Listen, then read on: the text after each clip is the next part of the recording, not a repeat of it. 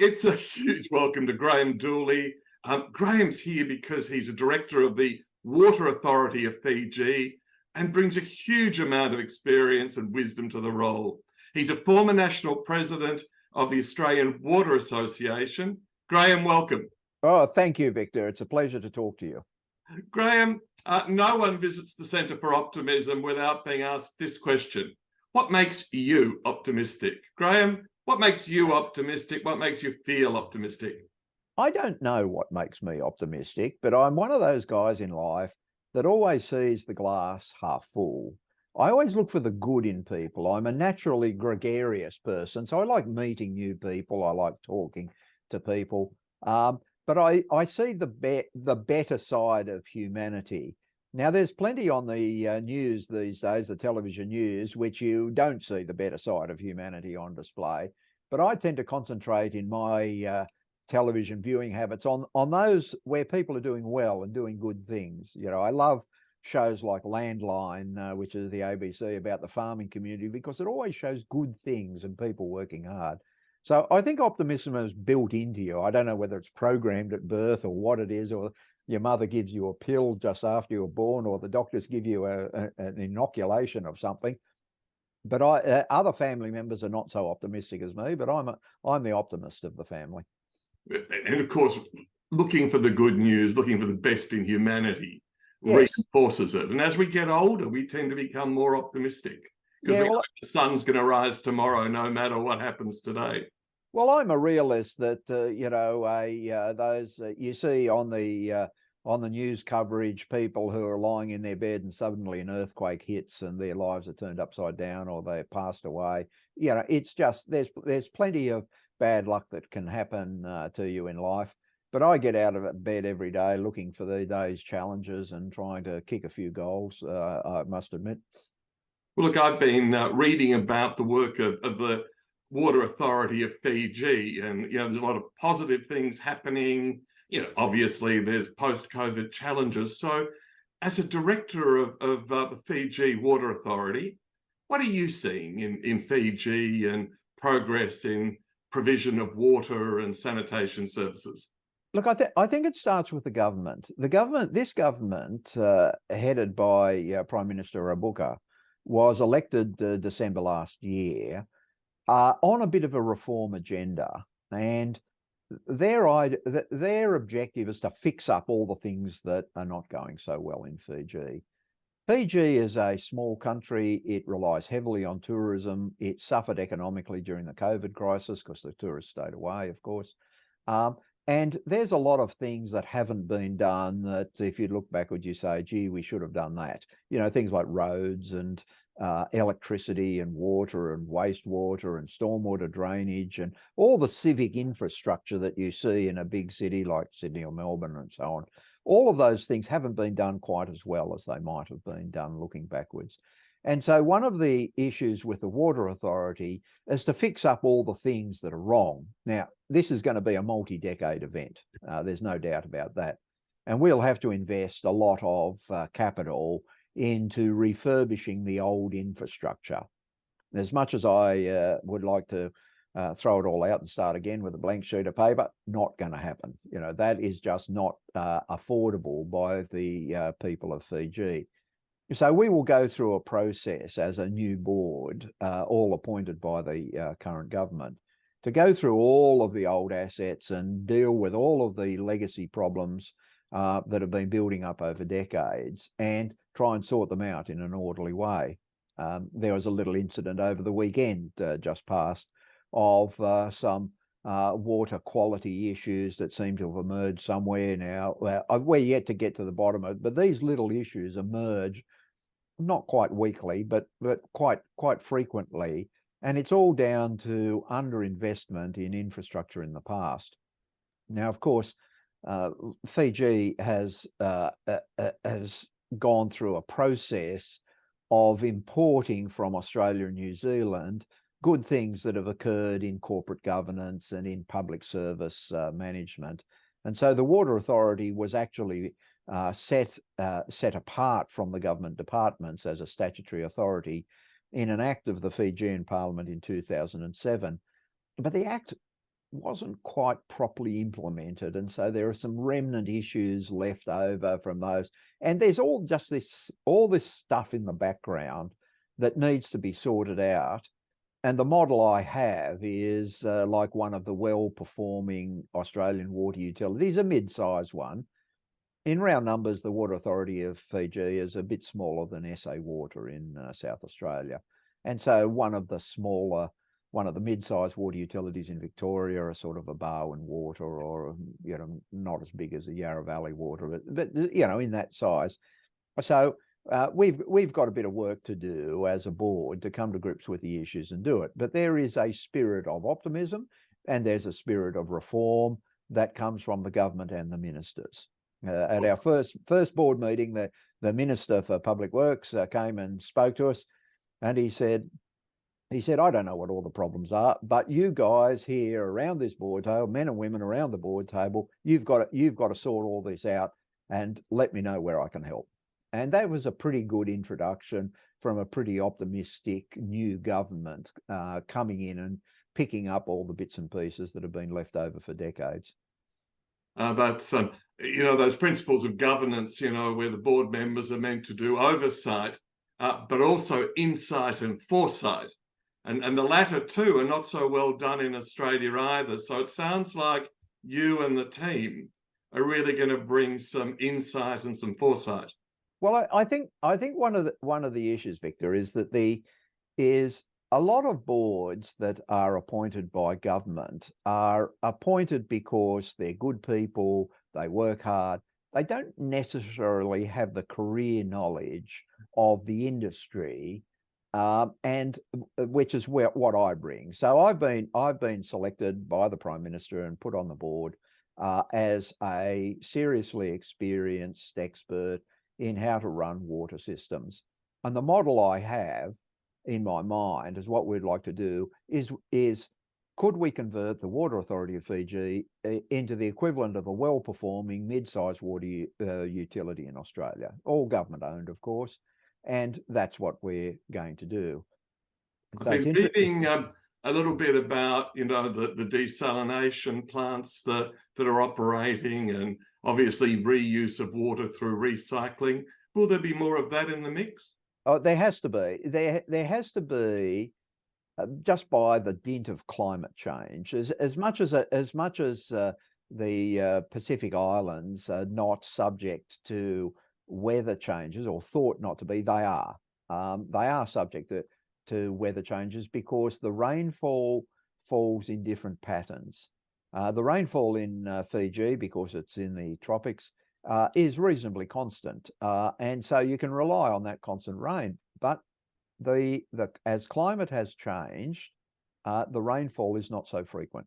You might get the same amount of rain each year, but it falls in a different pattern. So that means capture and storage of raw water, out of which you make drinking water, has got to be done a bit differently. Altogether in Fiji, there are about 100 islands that have human habitation. Most of those are the resort islands, and most of the resort islands have their own little seawater desalination plants, so they're not quite so captive of changes in weather patterns and so on. They can just make drinking water out of the ocean, and they have their own little sewage treatment plants.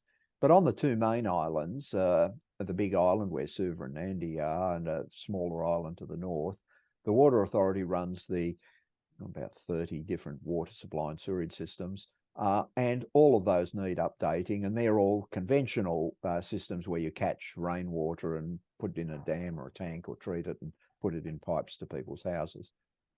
So we've got our work cut out for us as a board and as an authority. Yeah.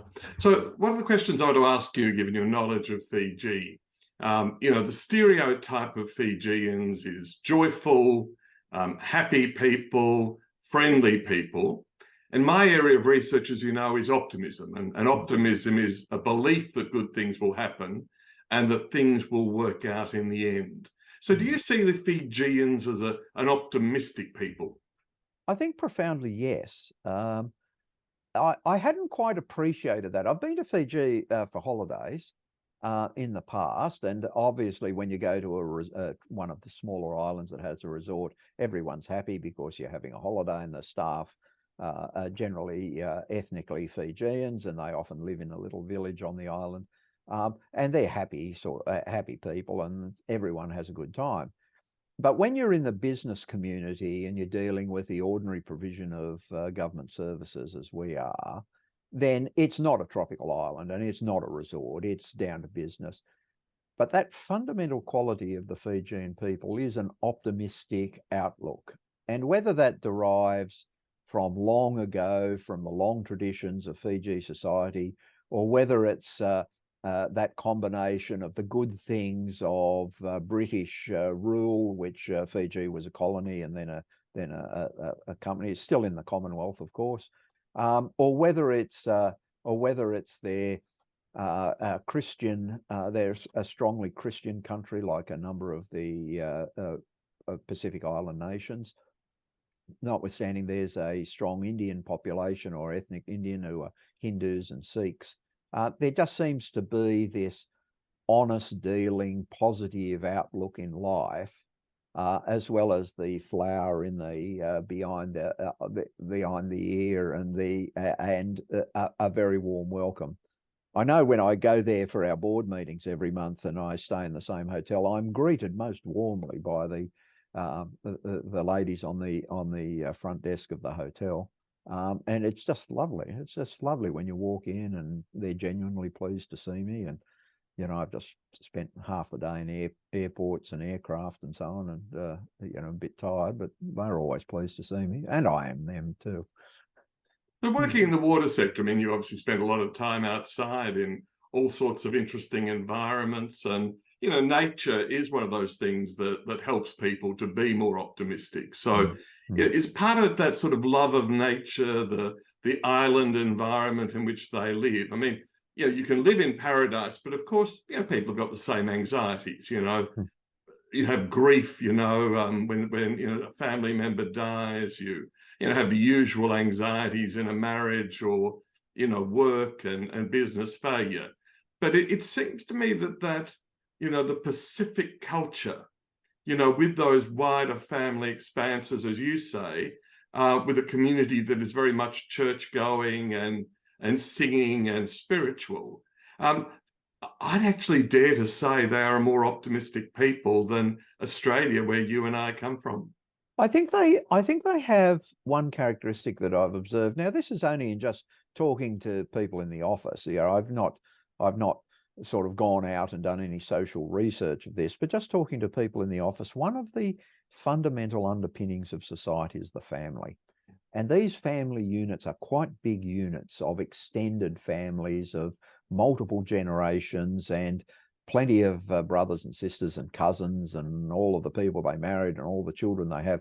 So this big family togetherness is one of those driving forces that underpins that. And I think when you get families that do work rather than are fractured, there's plenty of fractured families around in Australia, of course, but when you see these big family units where people make an effort to get on, it tends to reinforce the positives. You know, you come away from a big family event feeling positive and good about life. There's just no doubt about it. And these are all people you're related to by blood or marriage, and they just get on with each other. They make a point of getting on with each other. That doesn't mean they're all, you know, permanently happy all the time. They'll have their stresses and challenges in life. Teenager kids will be teenage kids, I think, in any culture, and old people will be grumpy in any culture, and all of those sort of things all apply. But the fundamental building block of society in Fiji culture is a very strong family group. And one of the ladies in the office said, well, when we get together as a family group, and we get together a lot, then the serving of food, the preparation of food and the serving of food is a really important part of that family togetherness. And so we always eat very well when we get together. And so when we have a working lunch in the office, it always is very well catered for. There's just this sense of togetherness, generally around a meal in families, that just breeds a sense of optimism. So I would think that, you know, if you took a poll of the Fijian people, which probably you're going to do, Victor, is you would find more people have an optimistic outlook in life than I think many other cultures, including Australia and possibly New Zealand culture. They're just more optimistic, I think. Graham, your wisdom is so much appreciated. Whatever we can do at the Centre for Optimism to support this mission of yours, of helping improve the infrastructure and performance of water for the people of Fiji, we're ready to stand behind you, and so grateful for your insights today. Well, I think there's one thing that is very very fortunate for the people of Fiji and the people of Australia, is that the federal government, the Albanese government, and particularly Foreign Minister Penny Wong, has made a number of speeches that have been extraordinarily well received. And when she talks about the Pacific family, which could be some throwaway words prepared by some speechwriter somewhere, they actually deeply resonated. This concept of a Pacific family of nations, of the Fijians and the Tongans and the Samoans and the others, it just deeply resonates. And so when Penny Wong makes those speeches, people are really relate to it. And I think I can sense in my dealings with the senior executives of government, as well as the Water Authority, I rub shoulders a bit with the senior executives in the government departments, I can just sense they want to be part of a bigger family of nations with Australia and New Zealand. They actually want to be. And I think the Minister Wong has now appointed a new High Commissioner to Fiji, who, as well as being the High Commissioner to Fiji, is the sort of the High Commissioner or the aggregator of all the High Commissioners around the Pacific nations. And so there's a coordinated effort between the High Commissioners that Australia has in all of those nations to just do a better job at relating to those nations. Those nations want to relate to Australia and New Zealand, and we sort of lost our way a bit, I think, as Australians in our relationship with them.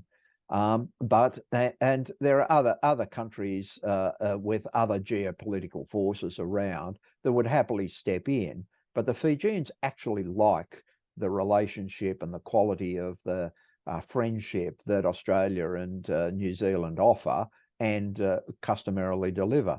At the moment, of course, the Rugby Union World Cup is on being played in France, and there is huge interest in that in Fiji. It's sort of almost a national religion as well as being a national sport in Fiji. And so everyone is very attentive. And when I get into a taxi or anything at the airport, they always ask me about the rugby. So I've got to make sure that I'm sufficiently literate about what's going on in the rugby so I can have a sensible conversation.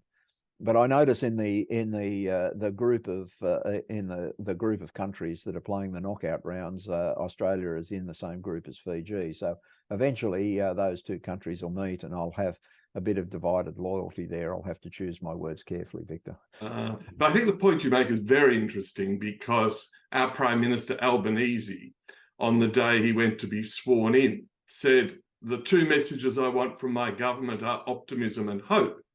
And the Fijian Prime Minister last week, in releasing the latest economic data, talked about how optimistic he is too. So if we can have that optimism at the leadership level, and we at our level can share it as well, it makes for much stronger nations and relationships.